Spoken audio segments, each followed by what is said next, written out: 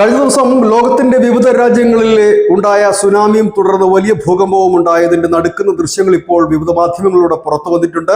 ഒപ്പം തന്നെ ഞെട്ടിപ്പിക്കുന്ന മറ്റൊരു വിവരം, ഇതിലും വലിയ ഒരു സുനാമി ഉണ്ടാകാനുള്ള സാധ്യതയുണ്ട് എന്ന് വിവിധ ഏജൻസികൾ, പ്രത്യേകിച്ച് US ജിയോളജിക്കൽ സർവേ ഡിപ്പാർട്ട്മെന്റ്, റഷ്യയുടെയും മറ്റുമൊക്കെ കാലാവസ്ഥാ നിരീക്ഷണ കേന്ദ്രവും അറിയിച്ചിരിക്കുന്നു. ഇതിൽ പ്രകാരം ജപ്പാൻ, ചിലി, അമേരിക്കയുടെ പസഫിക്കൻ തീരങ്ങൾ എന്നിവിടങ്ങളിൽ നിന്നും ആളുകളെ മാറ്റിപ്പാർപ്പിച്ചുകൊണ്ടിരിക്കുന്നു. ജപ്പാനിൽ മാത്രം 9 ലക്ഷം പേരെയാണ് മാറ്റിപ്പാർപ്പിച്ചിരിക്കുന്നത്.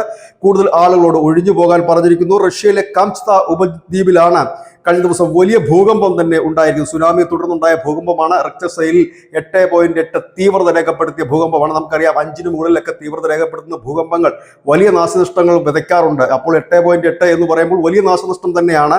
ഏതായാലും അവിടുത്തെ കെട്ടിടങ്ങൾ കുലുങ്ങുന്നതിന്റെ മറ്റുമൊക്കെ ദൃശ്യങ്ങൾ അനവധിയുണ്ട്. ജപ്പാൻ, ഗുവാം തുടങ്ങിയ തീരങ്ങളിൽ നിന്ന് മാറണം എന്ന് അമേരിക്ക ആവശ്യപ്പെട്ടിരിക്കുന്നു. കാരണം അവിടെ വലിയ രീതിയിൽ സുനാമി തിരകൾ വരുവാനുള്ള സാധ്യത ഉണ്ട് എന്നാണ് പറയുന്നത്. അതിനിടയിൽ അമേരിക്കൻ പ്രസിഡന്റ് ഡൊണാൾഡ് ട്രംപ് തന്റെ സോഷ്യൽ മീഡിയയിൽ കൂടി ഒരു അഭ്യർത്ഥന നടത്തിയിരിക്കുന്നു. ജനങ്ങൾ സുരക്ഷിതമായ കേന്ദ്രങ്ങളിലേക്ക് മാറണം.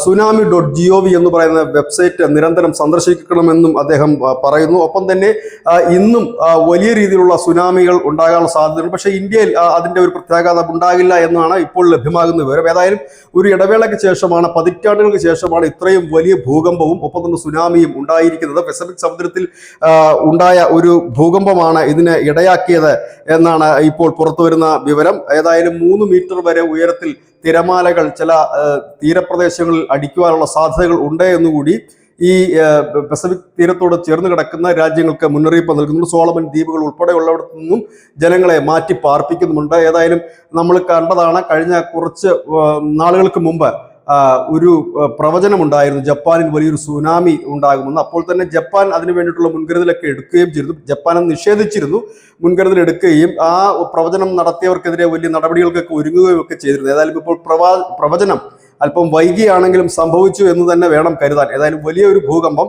വിവിധ രാജ്യങ്ങളിൽ, America, Russia, Japan, Chile, Colombia, ഒപ്പം തന്നെ സോളമൻ ദ്വീപുകൾ അടങ്ങിയ വലിയൊരു രാജ്യത്ത് തന്നെയാണ് അത് വലിയ നാശനഷ്ടം വെച്ചിരിക്കുന്നത്. എത്രത്തോളമാണ് ഇതിന്റെ നാശനഷ്ടങ്ങളെന്ന്, അതിന്റെ കണക്കുകൾ എന്ത് എന്നുള്ളത് വരും മണിക്കൂറിൽ ഒരുപക്ഷെ അപ്ഡേറ്റ് ചെയ്തേക്കാം. കിട്ടുന്ന മുറയ്ക്ക് പ്രേക്ഷകരുമായി പങ്കുവെക്കുന്നതായിരിക്കും. News desk.